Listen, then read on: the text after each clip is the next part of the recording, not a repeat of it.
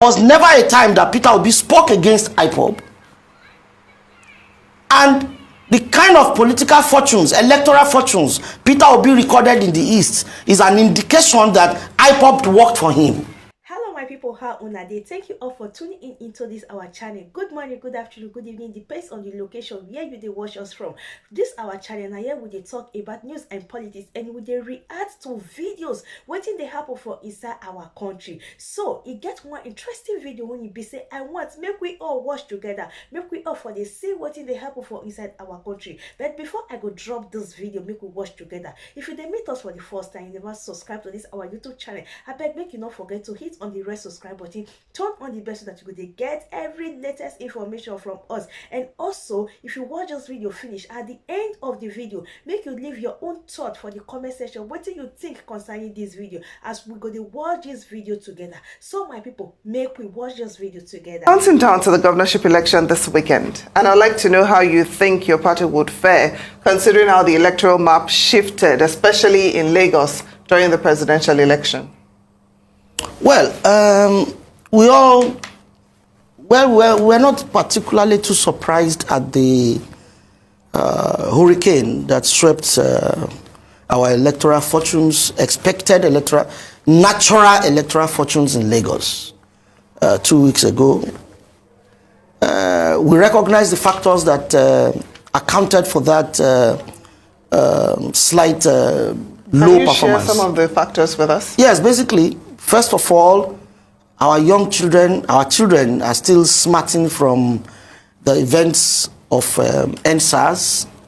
The Muslim ticket thing got Peter Obi to, actually rode on the, religious factor to power. I mean, he wanted to ride on it to power. So he was hopping from church to church to tell them, take your country back, as if though the country really belongs to the Christians and somebody took it from them. Wrong politicking, if I must say, but those were. So the Christians started to feel as if, okay, we must vote out a Muslim, and we must not allow a Muslim ticket to hold. That worked against us, particularly some churches actually, came very hard on their members, actually, telling them do not vote for X or Y. So that, worked against us. The tribal, factor. Obi played a tribal politics, and that again worked against us. The Igbo community came together, in one block and gave their vote to Obi. Those three factors worked against us considerably. So how do you think you would fare this Saturday? Oh yeah, this Saturday is a different kettle of fish, because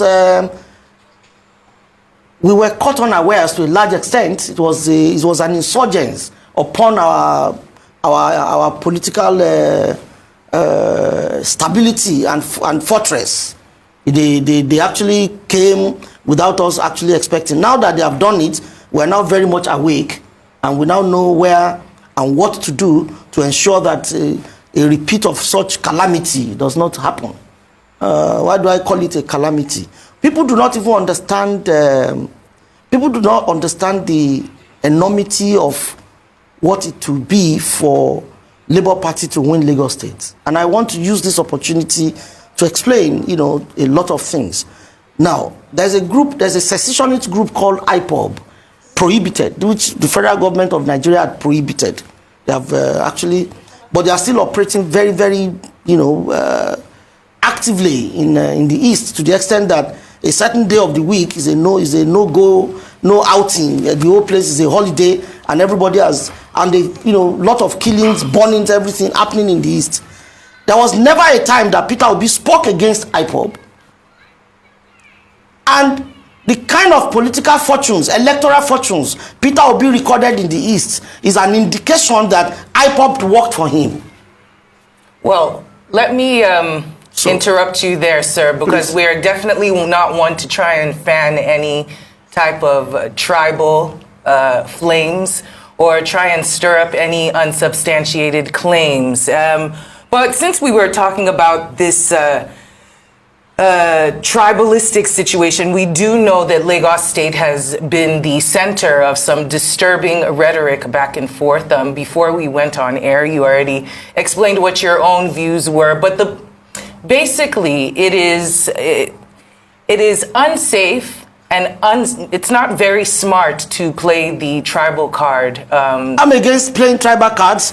It will destroy the stability and unity of Nigeria. But it has been used as the But the truth of the matter is that we need to get, you see, there are times you avoid speaking about situations.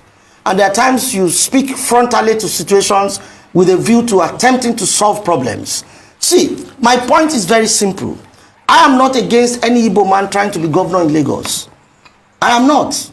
Igbos are our brothers. But let me give you let me before this time, Igbo men have been commissioners in Lagos. Right. There's no problem about it. Okay, speaking of this Igbo man, which Igbo man are you discussing, and why is that the topic of discussion when it comes to governance of a city that is cosmopolitan? It has Igbos, Yorubas, Hausas. They've been living here for decades. Why is that the thing that is being focused on when we have a cash situation? We have bad roads, just like you said, NSARS is a huge, we have so many issues to discuss. We only have a couple more days, but this rhetoric keeps getting pushed down our throat. And it seems that those who are educated do not want to entertain such. So is there anything other than the tribalistic sentiment that the parties have against the opposition? What else does APC bring to the table in order to help the lives of Lagosians, whether or not they are Yoruba or if their mothers are Igbo or not? Awa? Yeah, That's your name, I guess. Yes, I know, that's your name. Do you think there's any state in this country that is more developed than Lagos? I would. Obviously, I know there is none. If you don't know, I know. There is no state in this country. Lagos is the 5th largest economy in Africa. There are too many things in Lagos that are not anywhere else in West Africa. So why aren't we discussing the economy? Lagos is a smart city. Why aren't we discussing the economy? Exactly. Development of Lagos is not in question. Lagos has been developing at a high rate since 1999. A lot of people would actually disagree with you. There's no need. Anybody can disagree. The statistics are clear. Well, people can disagree. Tell me which state in Nigeria generates 51 billion a month as internally generated revenue. Tell me one. None. There's no need to tell me. There's none. How has it affected the residents? How has it not? Tell me one state. Is it road network you want to talk? Traffic we are talking about. Do you know the issue of the gangs? Traffic. Why do we want to use traffic? Why do we want to use traffic? Sir, I think it would be easier for the viewers if we would talk one at a time. Oh, we're debating. We have turned it into a debate. So let's debate. No problem. I'm a debater. No, but it's what I'm saying to you is that people look at issues from different angles. Right. People who are in opposition, they will see development as a retardation. Because I can't see why anybody would feel that Lagos is not developing just because he's in opposition and he needs to whittle down the ruling party. How can anyone say that? Okay. Lagos is not developing. In what way will anybody say Lagos is not developing? In every way possible, Lagos is the most developed state in Nigeria. Okay. But that's not even contentious. I don't think we should. For the sake of time, I apologize for interrupting you, but for the sake of time, we know that we went to the presidential polls a couple weeks back. There were multiple instances of violence, pockets of individuals not being able to vote. We know that there are touts, so to speak, criminal gangs, issues of criminality, things that make ordinary Lagosians upset and terrified. Is this something that the APC is working on to quell actively, seeing as they have been in government for a while and this situation has gotten out of hand? I'm sorry, I really didn't get exactly what the question you asked me. But I sense you're talking about insecurity, is that? Yes.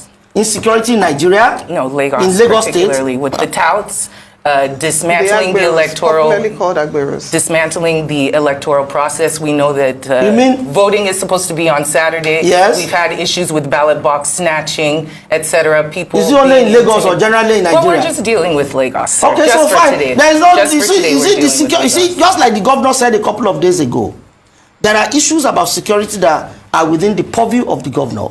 There are some that are not within his purview.